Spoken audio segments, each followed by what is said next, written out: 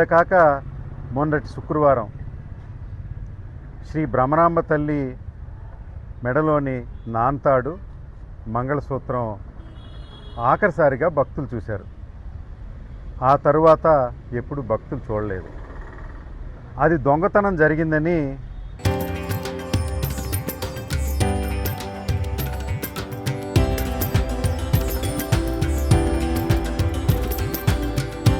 తరతరాలుగా తరగని స్వర్ణ బంధాలు మన మానేపల్లి జ్యువెలర్స్.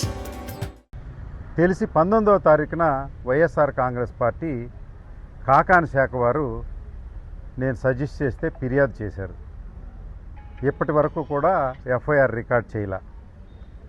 నిన్న నేను వచ్చి పోలీస్ స్టేషన్లో అదే ఫిర్యాదుని మళ్ళీ తిరిగి సమర్పించినప్పుడు ఎక్నాలెడ్జ్మెంట్ ఇచ్చి నిన్న కేసు రికార్డ్ చేసినట్టుగా రాత్రి ప్రెస్ నోట్ ఇచ్చారు పోలీసు వారు.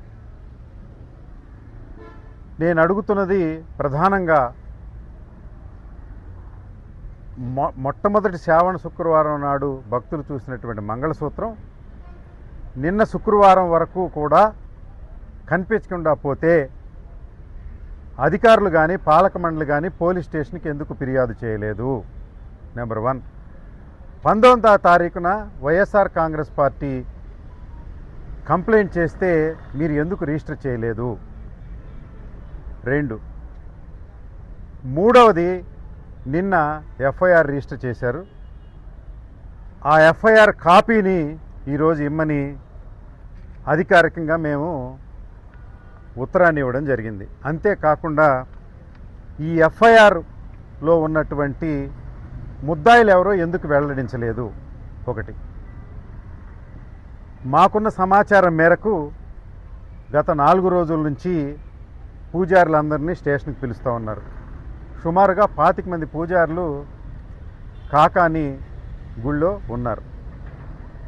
నిన్న రాత్రి కూడా 10:30 వరకు పూజారులు పిలిచి గంటల తరబడి కూర్చోబెట్టి మీరు ఈ పూజారి వస్త్రాల్లో కాదు ఇంటికి వెళ్ళి బట్టలు మార్చుకురమ్మని మళ్ళీ వాళ్ళు ప్యాంట్ షర్ట్లు వేసుకొస్తే అర్ధరాత్రి వరకు ఇక్కడ కూర్చోబెట్టి ఒక పంచాయతీ చేసినట్టుగా మాకు తెలుస్తుంది.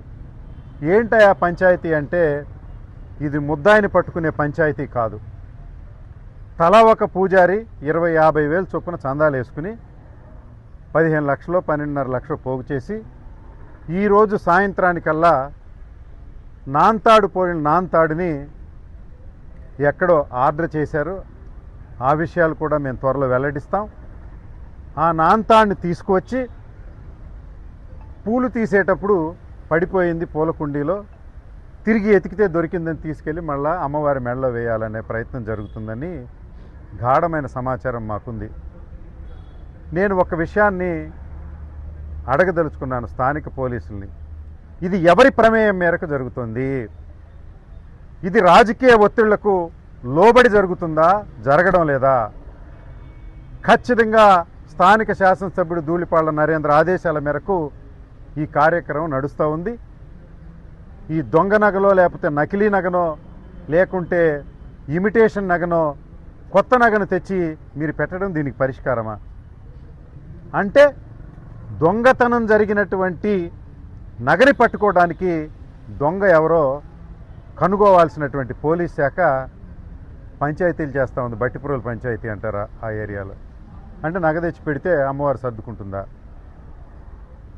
దీంట్లో నేను అడగాల్సింది ప్రత్యేకంగా ఏంటయ్యా అంటే ఈ 25 మంది పూజారులే దొంగల? మరి ఎగ్జిక్యూటివ్ ఆఫీసర్ దొంగ కాదా? పాలక మండలి దొంగ కాదా? గుడిలో పనిచేసే అందరూ స్టాఫ్ దొంగ కాదా? పూజారులు ఎందుకు బాధ్యత వహించాలి? నెంబర్ 1.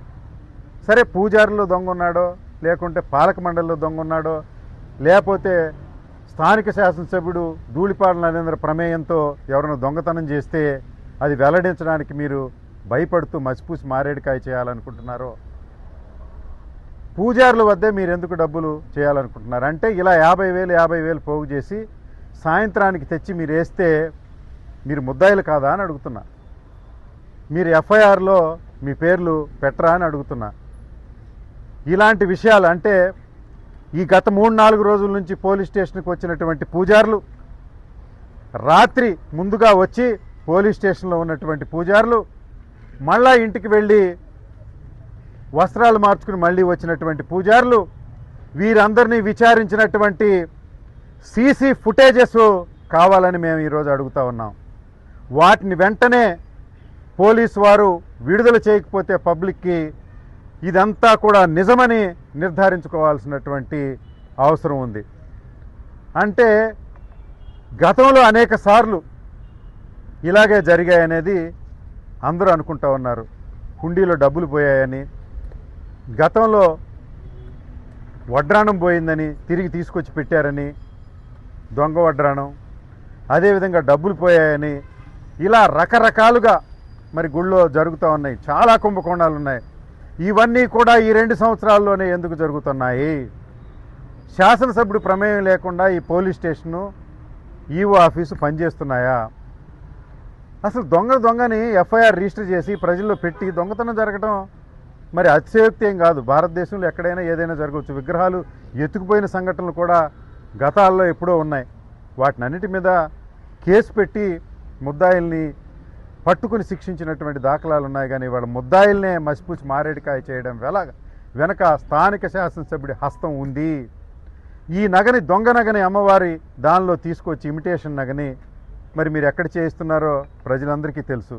సాయంత్రానికి పూలదండలో తీసుకొచ్చి పూలేసి ఇదే ఆ దండ అని చెబుతారంట, ఇదే ఆ మంగళసూత్రం పూల కుండీలో దొరికిందని చెబుతారంట. అంటే వారం రోజుల తర్వాత, 10 రోజుల తర్వాత పూల కుండీలో నగ దొరికిందని చెప్పడం అంటే ఇంతకంటే పరమానంద శిష్యులు కదా మరొకటి కాదు. దీని మీద వెంటనే గత వారం రోజుల నుంచి పూజారులనే మీరు ఎందుకు విచారణ చేస్తున్నారు? పూజారులను విచారణ చేసిన సీసీ ఫుటేజెస్ మాకు ఇవ్వాలి. ఒకటి ఎఫ్ఐఆర్ కాపీ ఇవ్వాలి. ఎఫ్ఐఆర్లో ఈఓని, అక్కడ ఉన్నటువంటి అధికారులు, బసవశంకర్ లాంటి వ్యక్తుల్ని మీరు ఎఫ్ఐఆర్లో చేర్చారా లేదా మేము చూడాలి. 25 మంది పూజారులు కూడా ముద్దాయిలు అయితే చేర్చండి, తప్పేం లేదు. Common sense. దొంగతనం చేసుంటే 25 మంది పూజారులు కూడబలుకుని దొంగతనం ఎప్పుడు చేయరు. ఒక పూజారి దొంగ ఉండొచ్చు, అక్కడ తుడిసే వ్యక్తి దొంగ ఉండొచ్చు, పాలక మండలిలో దొంగ ఉండొచ్చు. వీరి ప్రమేయంతో బయట నుంచి వచ్చి దొంగతనం కూడా జరగవచ్చు. వీరందరూ ముద్దాయిలు కాకుండా పూజారులు ఎందుకు ముద్దాయి అవుతారు? ఒక ముద్దాయిని పట్టుకోవడానికి 25 మందిని మీరు తీసుకుని వచ్చి చందాలు వసూలు చేసి అమ్మవారి నగేయటం అంటే ఇది దివాళాకోరు ప్రభుత్వం, దివాళాకోరు శాసనసభ్యుడు కాక మరొకటి కాదు. వెంటనే సీసీ ఫుటేజెస్ ఇవ్వాలి, ఎఫ్ఐఆర్ కాపీ ఇవ్వాలి. సాయంత్రం పెట్టబోయే నగకు ఎక్కడి నుంచి వచ్చిందో పోలీసు వారికి నేను హెచ్చరిక చేస్తా ఉన్నా. ఇలాంటి తప్పుడు కార్యక్రమాలకు మీరు పాల్గొంటే వెంటనే మేము హైకోర్టుకు వెళ్ళి రిట్ పిటిషన్ ఫైల్ చేసి అసలు నగ వచ్చేదానికి ఎంక్వైరీ ఆఫీసర్ని జ్యుడిషియల్ ఎంక్వైరీ కోరబోతున్నాం కనుక మీరు సాయంత్రం చేసే పని వెంటనే విరమించండి, ఎఫ్ఐఆర్ని బహిర్గతం చేయండి. సీసీ ఫుటేజెస్, గత వారం రోజుల నుంచి సీసీ ఫుటేజెస్ ఏదైతే ఉన్నాయో వాటినన్నింటినీ ఇమ్మని చెప్తా ఉన్నా. అదేవిధంగా పూజారులకు కూడా నేను మనవి చేస్తా ఉన్నా, మీరు చెయ్యని నేరానికి, ఏ ఒక్క వ్యక్తితో చేసిన నేరానికి 25 మంది కూడా 50,000 వేసుకుని నగ కొంటే అది కూడా నేరం అవుతుంది. మీరు ముద్దాయిలు అవుతారు, అమ్మవారికి ద్రోహం చేసినట్టు అవుతుంది. దీని మీద కూడా ఎంక్వైరీ జరుగుతుంది. మీరు ఇప్పుడు కమిట్ అయితే ముద్దాయిలు అవుతారు కనుక మీరు ఈ విషయంలో నిక్కచ్చిగా నిజాయితీగా నిలబడవని మిమ్మల్ని సవినయంగా ప్రార్థన చేస్తా ఉన్నా. వెంటనే ఎఫ్ఐఆర్లో అక్కడ పనిచేసే వ్యక్తుల్ని, ఆఫీసర్స్ని, ఈఓని, అవసరమైతే పూజారులు కూడా ముద్దాయిలుగా చేర్చి వెంటనే విచారణ జరపాలని, సీసీ ఫుటేజెస్ వెంటనే ప్రజాబాహుళ్యంలో పెట్టాలని మేము కోరుకుంటూ వైఎస్ఆర్ కాంగ్రెస్ పార్టీ తరఫున ఈ విషయంలో మీరు వెంటనే చర్యలు తీసుకురాకపోతే ఏపీ హైకోర్టులో రిట్ పిటిషన్ ఫైల్ చేసి టోటల్గా సీసీ ఫుటేజెస్ని ఫ్రీజ్ చేసే కార్యక్రమాన్ని చేపడతామని, జ్యుడిషియల్ ఎంక్వైరీ కోరతామని నేను మీకు తెలియజేస్తూ, స్థానిక శాసనసభ్యుడి ప్రమేయంతో భయభ్రాంతులు చేస్తూ ఉన్నారు. మీ ఉద్యోగాలు పీకేస్తూ ఉంటున్నారు, వృత్తి తీసేస్తూ ఉన్నారు.